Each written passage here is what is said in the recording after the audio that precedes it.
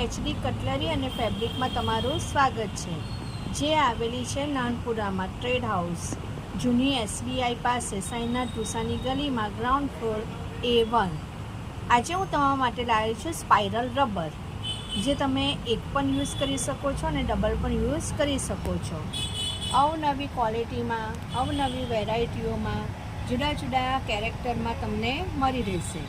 હા, અને સાથે સાથે યુનિકોર્નમાં તો ખરા જ, જે બાળકોમાં ખૂબ જ પ્રિય છે.